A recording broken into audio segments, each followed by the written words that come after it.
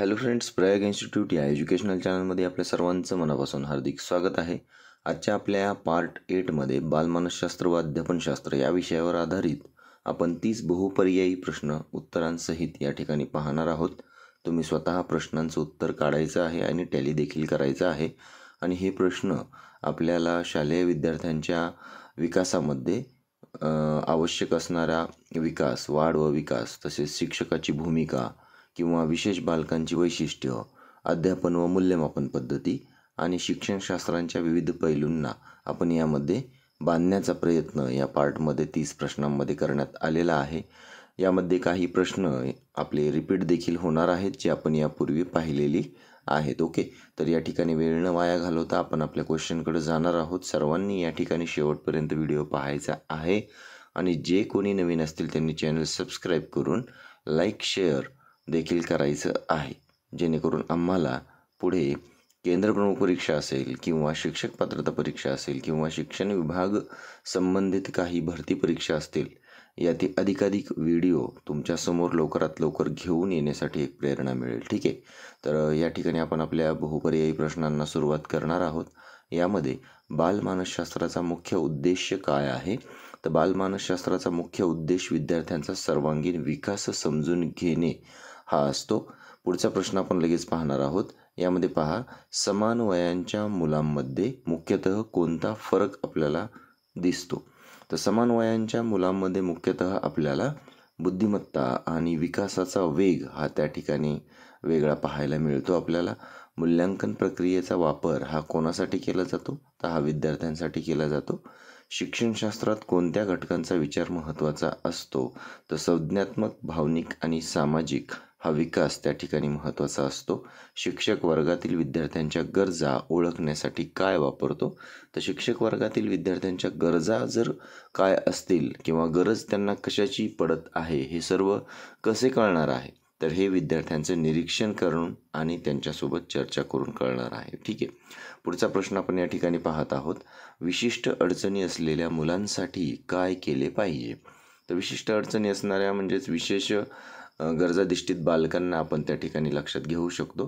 तर त्यांना पहा, या ठिकाणी आपण सहकार्य आणि समावेशन हे त्या ठिकाणी केलं पाहिजे.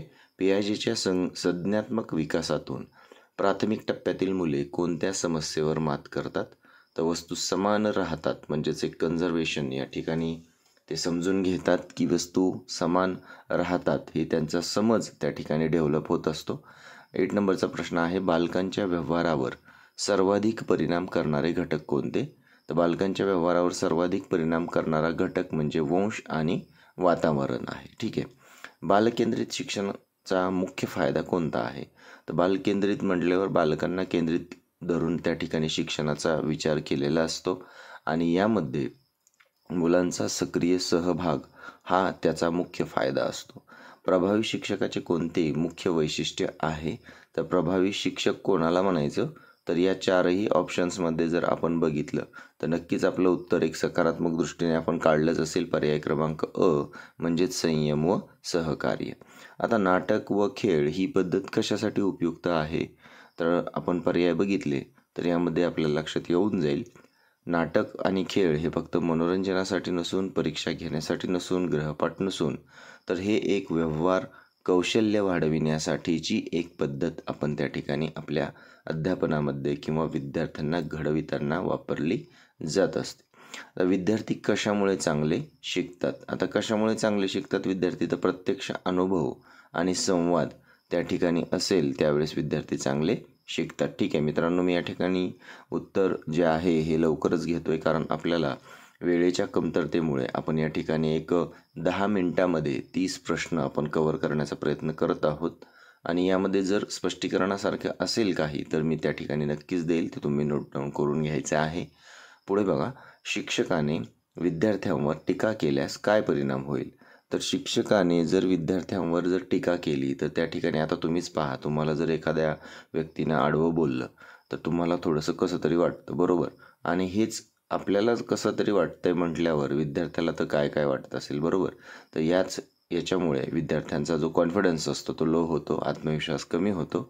त्यामुळे शिक्षकाने विद्यार्थ्यांवर टीका करू नये आणि करायची जरी असेल तरी सकारात्मक दृष्टीने त्या ठिकाणी आली पाहिजे. जसं की आपण दैनंदिन निरीक्षणामध्ये नोंदी घेत असताना जरी विद्यार्थी निगेटिव्ह असेल तरी नकारात्मक नोंद आपण न घेता सकारात्मक पद्धतीने त्या ठिकाणी त्याची नोंद ही आपण थोडक्यात घेत असतो. पुढे बघा, मूल्यमापनाची कोणती फॉर्मेटिव्ह पद्धत आहे? तर या ठिकाणी मूल्यमापनाची जर पद्धत आपण फॉर्मेटिव्ह बघितली तर त्यामध्ये तोंडी चाचणी आहे, निरीक्षण आहे, म्हणजेच आकारिक नोंदी कुठल्या कुठल्या आहेत असं आपण त्या ठिकाणी म्हणू शकतो. भावनिक बुद्धिमत्ता कशाला म्हटलं जातं? तर भावनांचं ओळखणे आणि भावना ओळखून त्याचं योग्य प्रकारे व्यवस्थापन करणे म्हणजेच भावनिक विकास असतो. बालकांच्या वैयक्तिक फरकांवर परिणाम करणारा मूलभूत घटक कोणता? तर आनुवंशिकता आणि अनुभव हा त्याचा मूलभूत घटक आहे. पुढचा प्रश्न आपण 17 नंबरचा बघणार आहोत. शिक्षक विद्यार्थ्यांना समस्या सोडवायला मदत करण्यासाठी काय करतो? तर शिक्षक विद्यार्थ्यांना समस्या सोडविण्यासाठी मार्गदर्शन व चर्चासत्र घडवून आणतो. शिक्षक बालकांमध्ये स्वयं अध्ययन कसे विकसित करतो? प्रोत्साहन देऊन, स्वावलंबन आणि स्वतःच्या कृतीचे संधान त्या ठिकाणी देऊन. खुल्या प्रश्न पद्धतीचा मुख्य फायदा कोणता असतो? तर खुल्या प्रश्न पद्धतीने विद्यार्थ्यांची चिंतन शैली किंवा सृजनशीलता ही वाढत असते. विशेष गरजा असलेली बालके सहज ओळखण्यासाठी आपल्याला कुठली पद्धत उपयुक्त असते? तर आपल्याला निरीक्षण आणि चाचणी ही पद्धत आवश्यक असते. त्यानंतर पुढे विद्यार्थ्यांचा सर्वांगीण विकास कशामुळे होतो? तर विद्यार्थ्यांचा सर्वांगीण विकास हा समतोल, अनुभव आणि संधी यामुळे होतो. झोन ऑफ प्रॉक्सिमल डेव्हलपमेंटचा सिद्धांत जो आहे हा वांग्योत्स्की यांचा आहे. पुढे गट शिक्षणाचा लाभ कोणाला असतो? तर गट शिक्षणाचा लाभ जे आहे म्हणजे गटाने शिक्षण घेण्याचा लाभ नेहमी कोणाला पोहोचतो? तर तो 100% विद्यार्थ्यांनाच पोहोचणार आहे.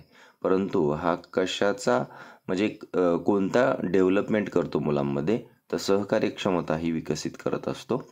विद्यार्थ्यांसाठी चाचण्यांचा उपयोग काय आहे? तर विद्यार्थ्यांसाठी चाचणी जी आहे ही आपण एक प्रकारे प्रगती मोजण्यासाठी त्या ठिकाणी घेत असलेली एक परीक्षा म्हणायला आपण हरकत नाही.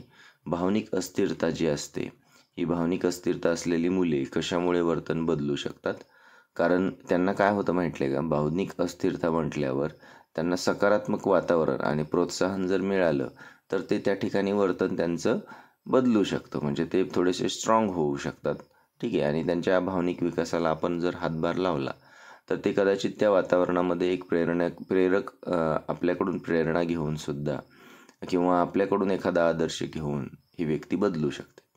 मग लवचिक अभ्यासक्रमाचा परिणाम कोणता? म्हणजेच एक फ्लेक्झिबल आपण ज्यावेळेस एज्युकेशन देतो त्यावेळेस त्याचा फायदा काय होतो किंवा परिणाम काय होतो? तर ऑप्शनमध्ये जर आपण बघितलं तर यामध्ये वैयक्तिक संधी ज्या असतात या वैयक्तिक संधी वाढतात, कारण फ्लेक्झिबिलिटीमध्ये आपण लवचिकता देतो आणि त्यामध्ये वेळ ही थोड्याफार प्रमाणामध्ये देखील लवचिक स्वरूपातच ठेवलेली असते. मूल्यांकन कोणत्या प्रकारचे असावे? तर सतत व सर्वसमावेशक मूल्यांकन हे असलं पाहिजे. सोशल स्किल आणि इमोशनल स्किल मिळविण्याचे मुख्य स्थान कोणते? तर नक्कीच विद्यार्थ्यांना शाळा व कुटुंब हे सोशल स्किल आणि इमोशनल स्किल मिळविण्याचं मुख्य ठिकाण आहे. सभागती अध्यापन पद्धतीचा अर्थ काय आहे? तर सभागती अध्यापन पद्धतीचा जो अर्थ आपण या ठिकाणी लक्षात घ्यायचा आहे. आता सभागती जाणे म्हणजेच सहभागी होणे किंवा सक्रिय सहभाग असणे अशा पद्धतीचा आहे. आणि सभागती अध्यापन म्हटलं की त्या ठिकाणी विद्यार्थी आले आणि त्यांचा सक्रिय सहभाग त्या प्रक्रियेमध्ये आलेला असतो. आता या ठिकाणी शेवटचा प्रश्न आपण या ठिकाणी बघणार आहोत आणि आपल्या या पाठाला आपण किंवा आपल्या या पार्टला आपण क्लोजिंग करणार आहोत. ठीक आहे. तर शिल्प शिक्षण म्हणजे काय असतं? तर शिल्प शिक्षण, आता शिल्प ज्यावेळेस आपण छन्नीने घाव घालून आकार देऊन ते कालांतराने शिल्प म्हणून उदयास येतो, म्हणजेच दगडाला आपण जो आकार देतो त्याला आपण आकार दिल्यावर शिल्प तयार होतं.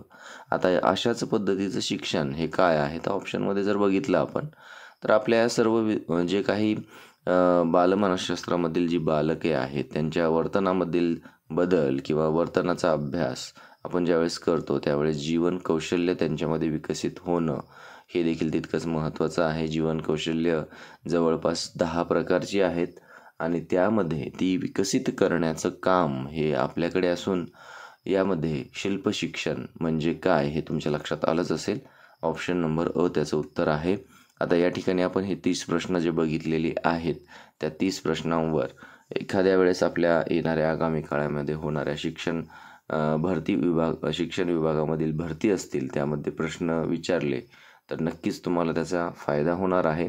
आणि जरी आपण कुठलीही परीक्षा नाही दिली तरीसुद्धा आपल्या ज्ञानात भर पडण्यासाठी मात्र नक्कीच आपण या ठिकाणी बेल आयकॉन ऑन करायचे, ऑलवर नोटिफिकेशन ठेवायचे आहेत आणि आपल्या ज्ञानात भर वेळोवेळी घालायची आहे.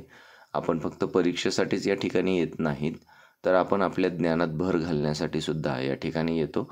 आणि त्यामुळे आपण या ठिकाणी शेवटपर्यंत जो व्हिडिओ पाहिला असेल त्याबद्दल आपले मनापासून या ठिकाणी धन्यवाद. आणि नवीन कोणी असाल तर चॅनल सबस्क्राईब करून आमचं मोटिवेशन वाढवण्यासाठी व्हिडिओला लाईक करा, कमेंट्स करा आणि गरजू विद्यार्थी असतील किंवा काही अभ्यासू शिक्षक असतील त्यांच्याकडे शेअर देखील करायला विसरू नका. ठीक आहे, तर भेटू आपण आपल्या पुढच्या लेक्चरमध्ये. तोपर्यंत have a nice day. Bye bye and